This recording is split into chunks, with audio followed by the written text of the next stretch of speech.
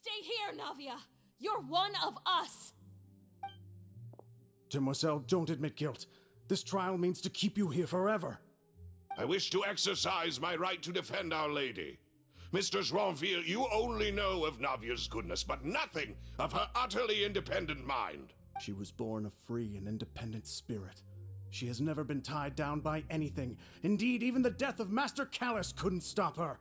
Her actions cannot serve as proof that she identifies herself as part of any group. She merely acted as an individual, extending her hand to help others. Please do not mistake her actions as being otherwise. Really? As an individual, you say? Don't forget, we are all Fontainians here. This is the nation of justice, the nation of Hydro. Even if Miss Navia only voluntarily rendered her assistance, that doesn't change the fact that her beautiful soul must return to everyone. Water accepts all, blends with all. It will surely accept her kindness. Everything is measured here in the nation of Hydro, and in the end, everyone shall meld together. Thus, when a unanimous opinion emerges, that opinion represents justice. Now I speak for everyone. Our opinion is consistent. Navia should stay. We and Navia are one. And you would call this justice? Preposterous. You are merely jealous that Demoiselle still has a chance to exist as an individual.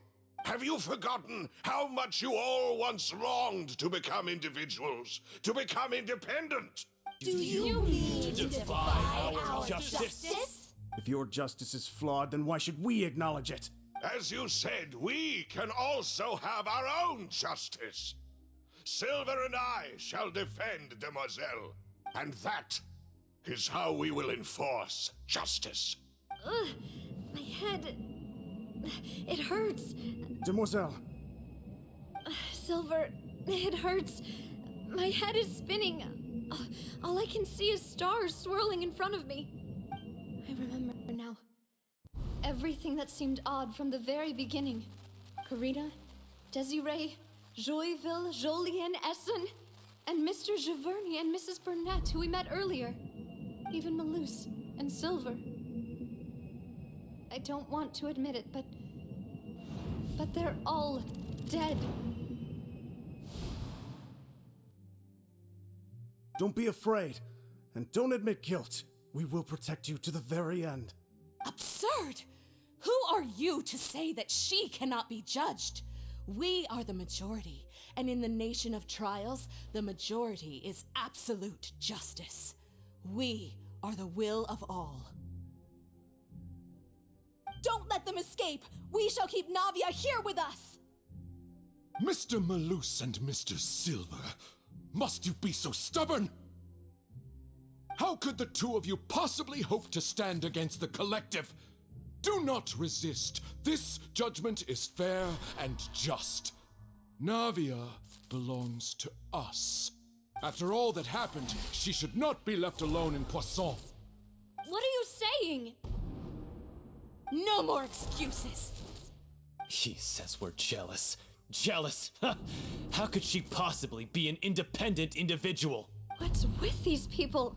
Who's jealous of her? She belongs to us! Miss Navia, she... Silence! That's... Monsieur Neuvillette! Such commotion is prohibited in the court. The accusations you just presented are nonsense and cannot constitute a proper trial. The court will adjourn for the rest of the day. In this, I shall hear no objections from any unauthorized party. Our thanks, Monsieur Neuvillette. Please leave with me, Miss Navia, while there is still time. But... Go on now, Demoiselle. This is your only chance to leave this place. What, can't bear to leave us behind or something? Malus. My apologies. I couldn't resist making one little joke once I realized that this shall be our last goodbye.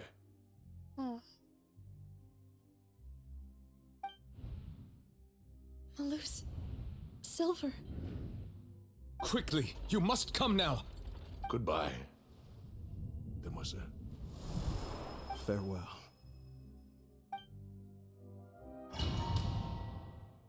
Damn.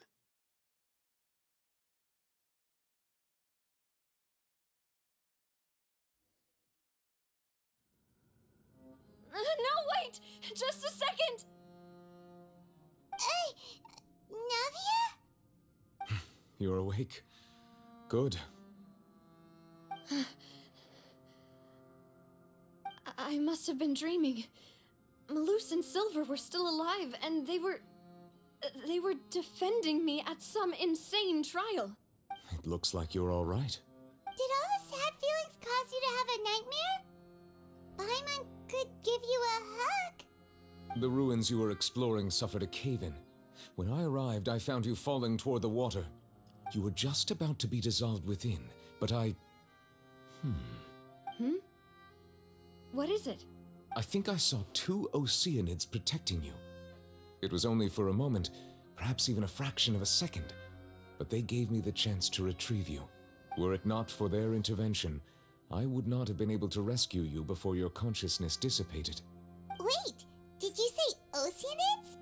You mean like what happened with Vache? Perhaps those 2 Oceanids were the people you saw in your dream. I always told them that they didn't have to protect me. To think that they'd keep doing so even after death. Please come with me.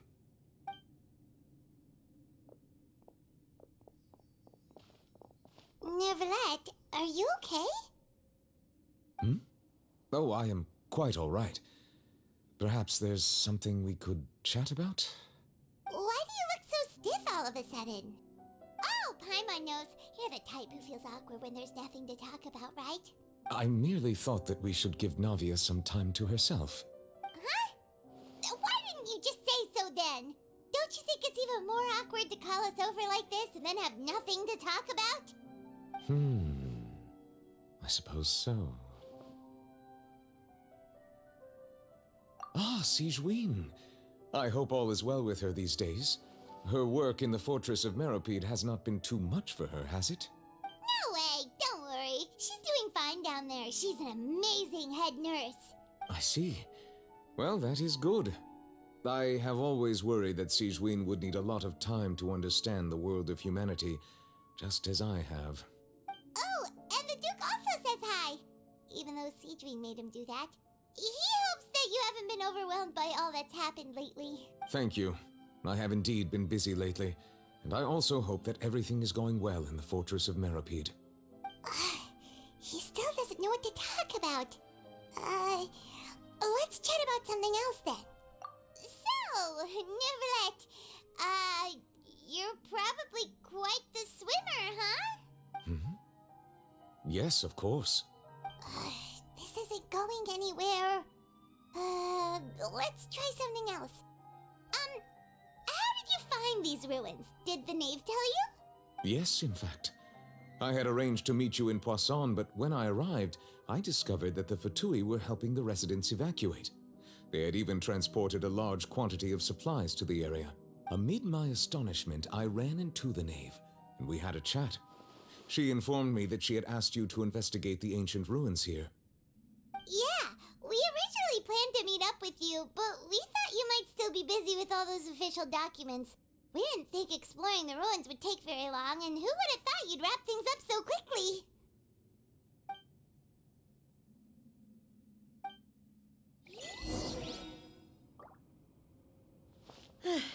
I'm sorry to have kept you all waiting like that. I'm feeling much better now. I guess we should get going again. Will you come with us, Monsieur Neuvillette? Yes, if you wouldn't mind my company. All right! Another one joins the party! Let's get going then!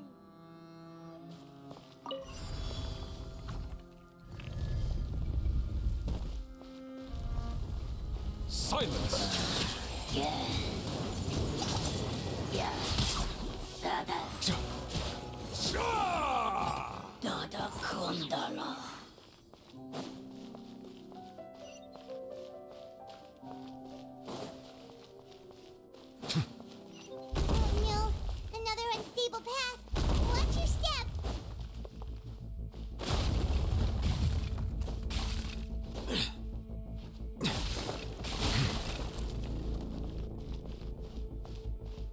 Scary.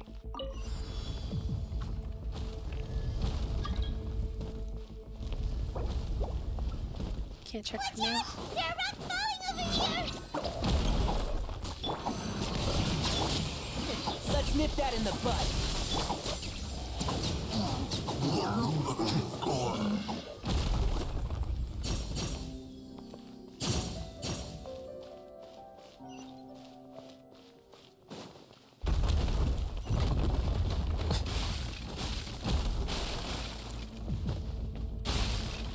Seems we're almost at the top. Keep it up!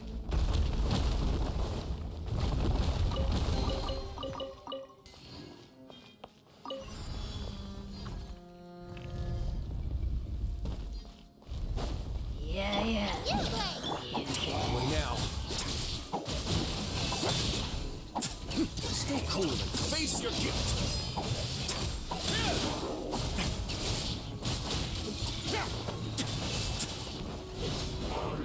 Silence! Let's begin. I hear everything. One thing after another. One with the forest.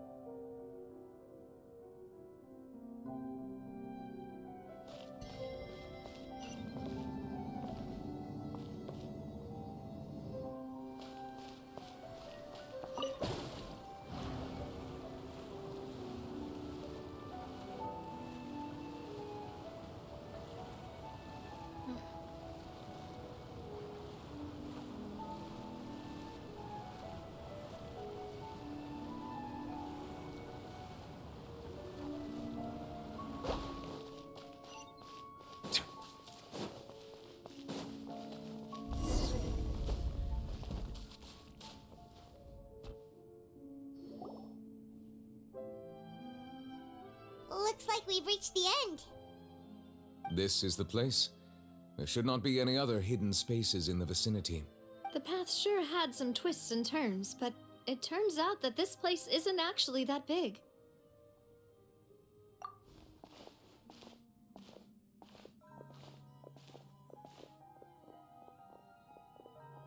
Stone slates. It seems like they were put here as an offering. Could we take them down and have a look? Perhaps we should just leave them be for now. There are 4 locations in total, but only 3 stone slates. The slate that should be in the first empty spot is missing. The surrounding walls also show signs of damage. There's something written below. Let Paimon see. Reason dictates that this nation be destroyed. I shall record the history of its future here in its past. Say what? It feels like someone left these slates and these words here for a purpose. But does he mean that Fontaine should be destroyed? That would fit the circumstances dictated by the prophecy, yes. Indeed, the slate's contents correspond to it. Take the second slate, for example. There's a person kneeling here. She seems so dedicated. And there's a whole bunch of other people behind her doing the same. She's facing this... what is this? Some kind of island in the sky? Celestia.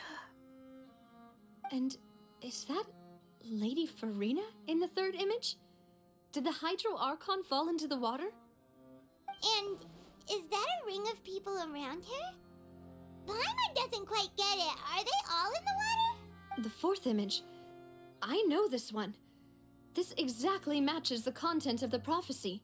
The people will all be dissolved into the waters, and only the Hydro Archon will remain, weeping on her throne.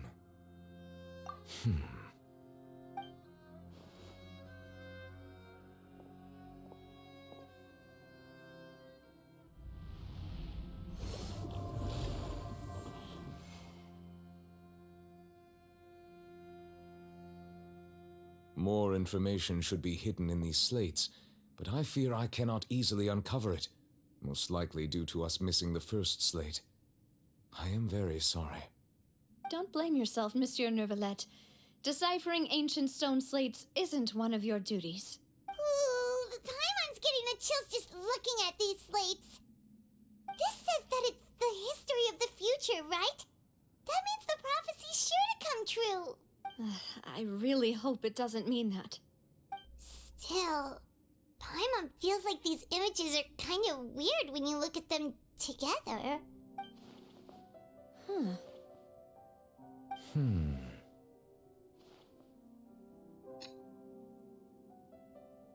That's right!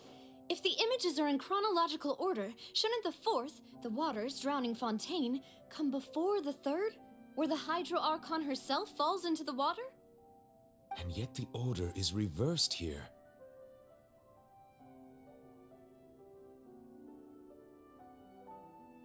If we go by timing, Lady Furina only emerges in the third image. That means that the person in the second image might be the previous Hydro Archon. Egeria, then. I had never met her, but her appearance here does match the records. The previous Archon kneeling before the floating island in the skies, as if confessing a sin. Did she herself commit that sin? And if not, why would she be in such a posture? Also, I'm still wondering why these ancient stone slates are here at all. Judging from their contents, could this place be the origin of the prophecy? Does that mean that someone, or some people, once saw these slates? But who would have created these slates and left these words here? It seems that any further clues will have to come from Furina.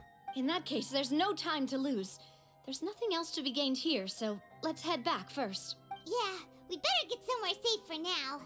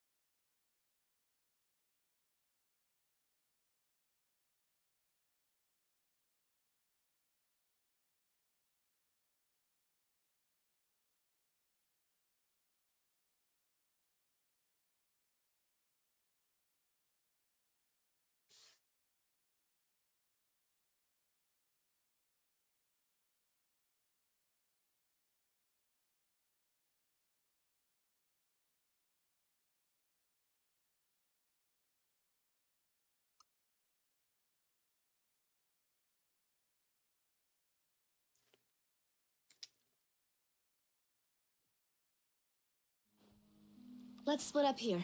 I'm going to check on what's happening with the Spina. You know how it is. There's some things you just need to be there for yourself. You still have energy for that, Navia? Paimon's already beat. Just head back to the Fleuve Cendre and have a rest then. Thanks for keeping me company all this time. I'll depart as well. Thanks for your hard work today. Rest well, everyone. Traveler, I will go talk to Furina tomorrow morning to ask about the stone slates.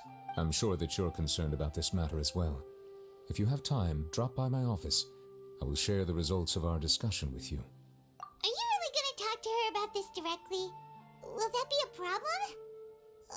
Paimon's getting a little scared now that it's come to this. She has long been harboring secrets and will not give them up easily, which makes it all the more my duty to ensure that she understands the present situation. Alright, we'll leave it in your hands then. You're probably the best person to talk to her anyway.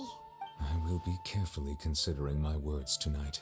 Traveler, Paimon, our safe house at the Fleuve Cendre is always open to you as ever, so please don't think you're an imposition. All right, I'll be on my way then.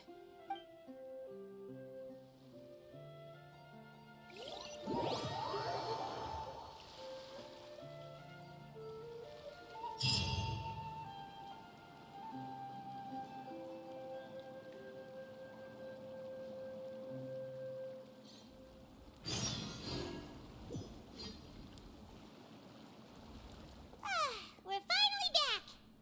Welcome back. We've got a special menu prepared for you two tonight. Yay! And there's good food too! No, the boss is the best. Ooh, desserts! Nice! These are all Paimon's! Paimon's already starting to forget what happened today. Mona? Oh, that voice. Is that who I think it is? Huh? What is she doing here? It's you two. What are you doing in Fontaine?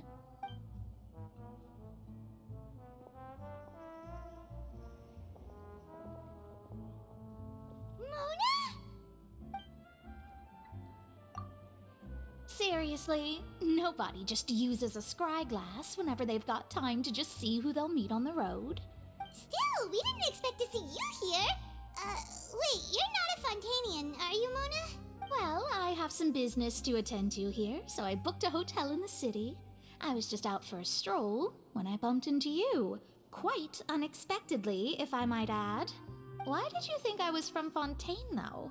Is that because Magistus doesn't sound much like a Mondstadter surname? Yeah, let's go with that. Well, I used to have my own surname, which was, well, some other thing. Either way, the old hag told me when she took me as her disciple that the first step to being a great astrologist's pupil was to change that name. There was nothing for it, really. She really is amazing at astrology, so I changed my name to what it is now according to her wishes. To my surprise, however, Magistus is not the name of some ancient house or clan. It isn't? Nope. Although it is used by us in place of surnames, it generally just means great. Wow! Imagine including a boast in your name. Wait, are you gonna have to put that into your genealogy as well? I reckon so. In any case, I'd give my disciple a name like this as well, if I were to take one. Astromancer Barbeloth Trismegistus. Whoa, that's a long one. Does it also mean great or something? My name means Mona the Great Astrologist. As for the old hag, hers is, in plain speech, the thrice as great Scholar of the Stars. Just take it as a title specific to astrologists. Thrice as great? That's so petty. I know, right? That's just how she is. She used to call herself Magistus, actually, but when she took me in, she changed her name to Trismegistus. Talk about excessive. Magistus is thus the calling card of our school, so to speak, which makes it about the same as a surname. It's all right if you don't get it. You can look into it further should you need to study astrology more deeply. That sounds terrible! But anyway, you're not Fontainian, are you, Mona? You're from Mondstadt, right? Well, I was born in Mondstadt, yes. My parents migrated to Dorman Port, and I traveled with the old hag for a while, after which I settled down in Mondstadt City. Oh, that's a good thing then. At least we know you won't be dissolved by Fontaine's waters. Speaking of that, I'm sure you're aware that a bunch of things have happened here in Fontaine, right? I know you're not a local, but I'd avoid getting too close to any water that looks strange all the same. There's something ominous about it. Well, the water, I mean. That was the main reason, yes. Just a while back, the Steambird invited me to take part in a panel and speak about the circulation of the prophecy as an astrologist. The invitation was sent quite early on. I don't think anyone expected Fontaine to be in this much trouble. What do you make of that prophecy, Mona? Just tell us what you think as an astrologist. Your word would go a long way to make things more certain and less scary. What I can tell you is that I'm an astrologist, and that this prophecy concerns the fate of Fontaine, even that of Altivat. Ascertaining this is akin to reading the fortune of the whole world. I'm afraid that this is not something that just anyone can do. If I could do it, you would no longer call me an astrologist, but a visionary. But on the flip side, the prophecy is so huge and powerful that it must surely come from a powerful visionary. Its contents involve the fate of the world. Disregarding it would be a mistake. A visionary? Sounds really powerful and all, but does such a person really exist? Of course. The old hag could do it, and I bet there are others amongst those Hexenzirkel colleagues of hers who could do something similar. Huh? Are you sure? All right, I'll help you. It isn't often that I see you with such a serious look on your face. I'll tell you once I hear back from her. Thanks, Mona. You're amazing as always. Oh, well, this is something only I can do after all. So yes, your praises are quite welcome.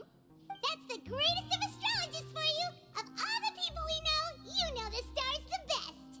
Indeed, indeed. That's the spirit. Oh, sorry.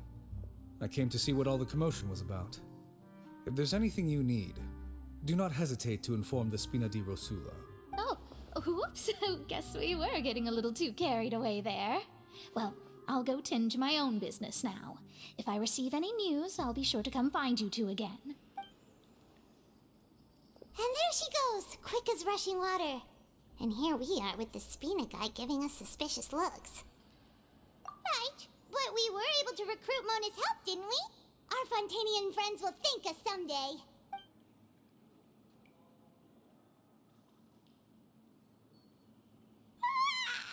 Good morning.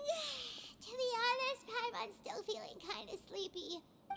But it's time to get up, traveler. We agreed to go see Neuvillette, so let's pack it up and get going.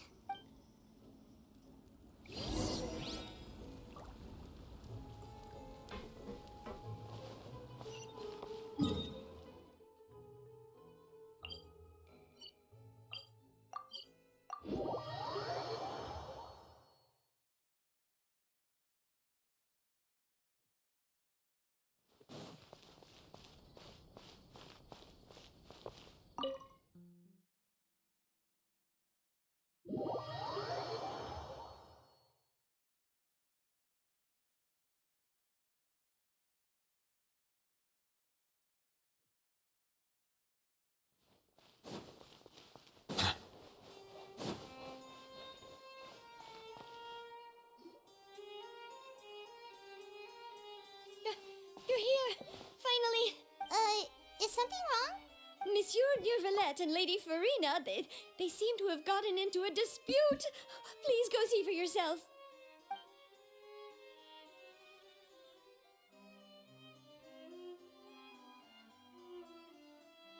Like I said, I've already explained everything. And yet the problem has not been properly solved. There is little space for excuses between us. It is not my intention to offend you, but please, tell me where you stand. You are the Hydro Archon Focalor, are you not? Look at this. This is a list of the victims from the recent Poisson incident.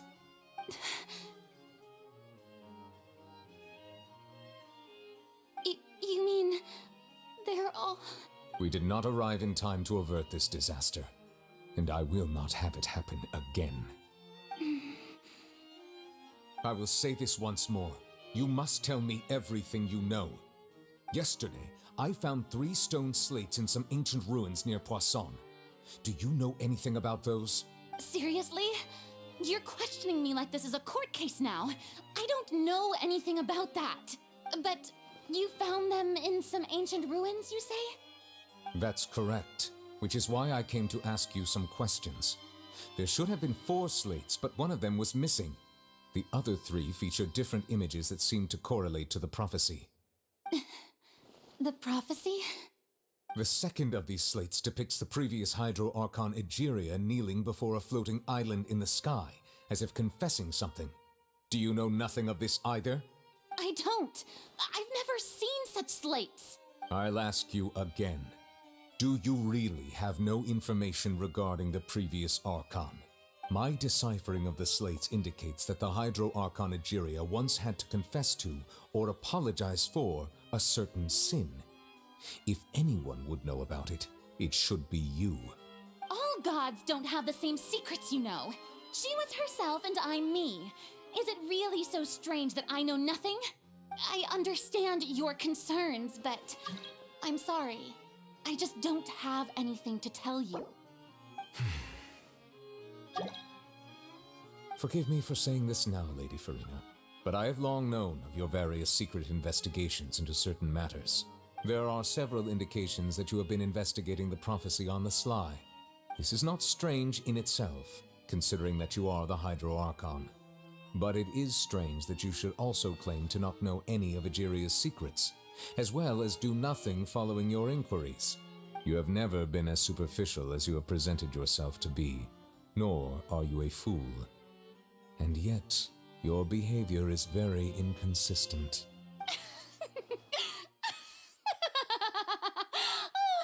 So you've been watching me all this time, have you? I didn't think you were that type. You... Well, since you know about my secret investigations, then you should know I'm actually working to take care of it. There's no point questioning or suspecting me. You're the Eudix, but you're still my subordinate. You should be following my lead. Just trust in me, your Archon, and do as I say. Never mind whether you can truly convince yourself to or not. It'll all turn out fine. That's all I have to say. We do not discuss this matter again. Oh, the opera's about to start. Toodles!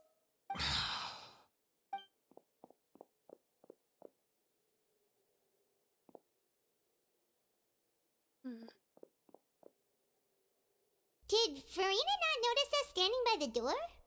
Wonder what's up with her. She was smiling. She didn't seem in the mood to care if we were listening in or not. I assume you've been outside for a while now? Oh, you noticed.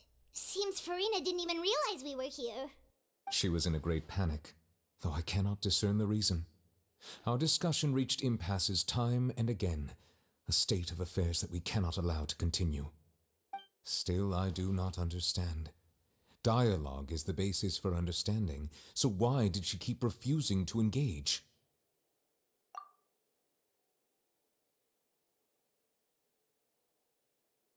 Everyone in her inner circle has noticed that she is hiding some secret. The issue is her attitude. I fear that she will not reveal anything unless absolutely forced to. We may have to create a situation in which she will have no choice but to speak. Oh? Like what? Normally, people will only reveal the truth when standing trial. Perhaps we must have the Hydro Archon experience just such a scenario. But Furina's seen so many trials, and she's really good at dodging questions. How do we make sure that she won't just slip away at the first chance she gets? We will need to consider this thoroughly, join forces with various parties, and then do what we can. If at all possible, I would prefer to recuse myself from this affair, but we must prevent the prophecy from coming to pass. This may be cruel to her, but all Fontaine is in crisis. The information a god possesses is too precious, and so we must take a chance on this. But who will lend us their aid to do such a thing?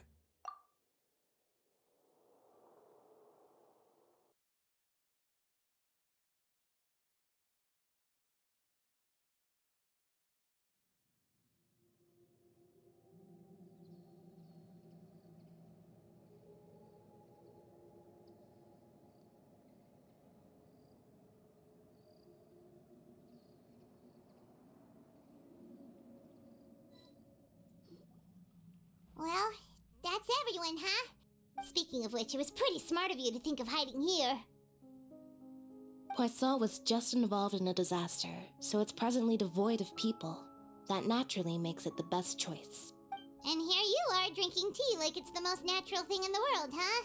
That's what family should do. Sit and enjoy a leisurely time together. It's nice to enjoy tea here, you know? Care for a cup? Lend me your ears, everyone. Or perhaps one of you might like to start us off. How about you, friend? Me? No, I don't think I can. Then, how about you, good sir? I fear that I will cause the mood on this boat to become as somber as it is in court. Well then, I guess we're lucky we've got a local like me to organize things. Wonderful, the spotlight at last. I guess I'll be facilitating things from here. That was a little long-winded, don't you think? Oh, you might be right. Anyway, to cut to the chase, our friend here, the Traveler, has brought us together to discuss something. As for what that is, well, let's start by saying that we'll be pooling our efforts together to create a series of traps. Oh, how intriguing. Well, it's just an expression, really. One that I just learned from Chlorand, and used on the spot. So, let's invite her to explain in detail. A round of applause, please. Huh? Didn't you say that you would be facilitating this? Oh, come now. Your work doesn't involve much public speaking, right? This is a good chance to practice. You might even pick up some fancy oratory tricks to impress your boss with in the future. I see. And what does my boss say? He is glad that you consider him your boss. Do go on.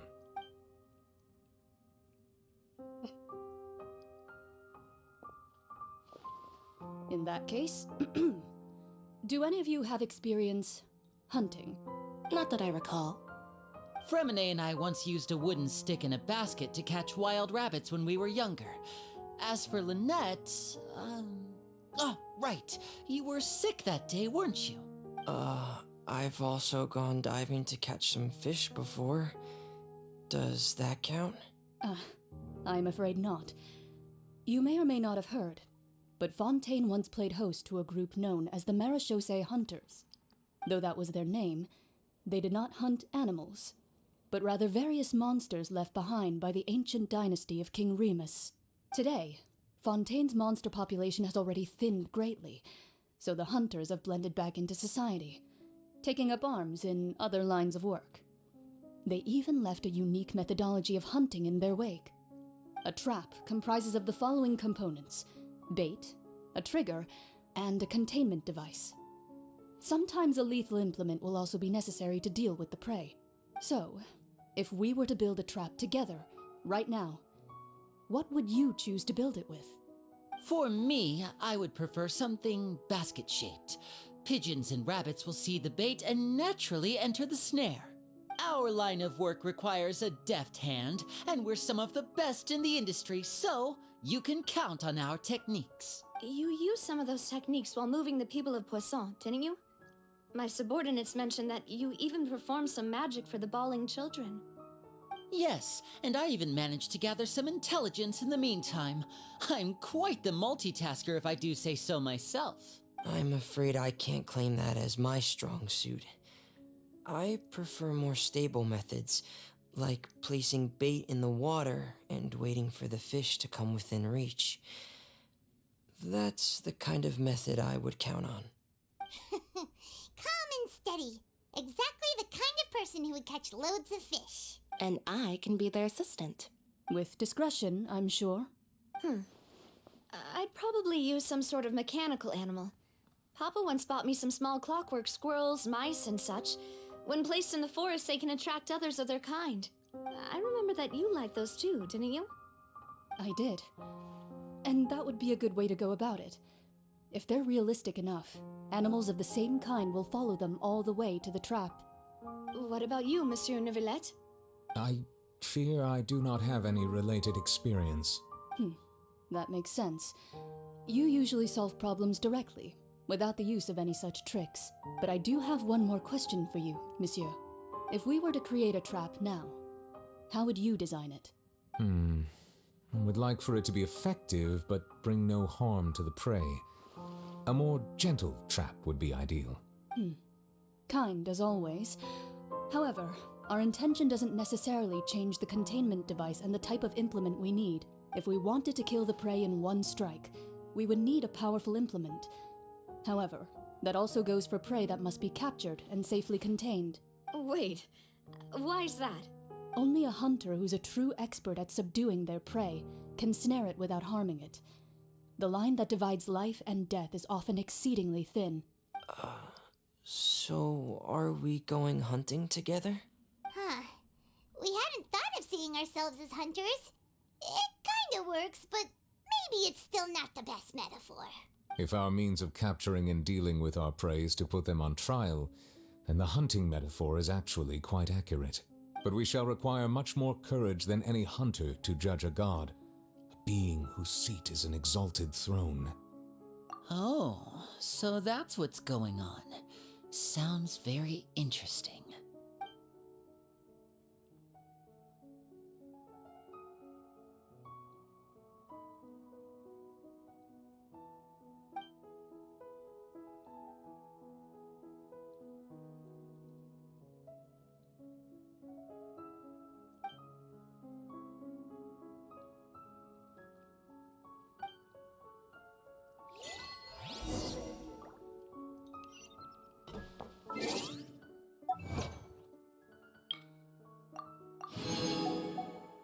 Oh yeah, what mail did I get? Oh, it's Sucra's birthday. Oh? That's a sign.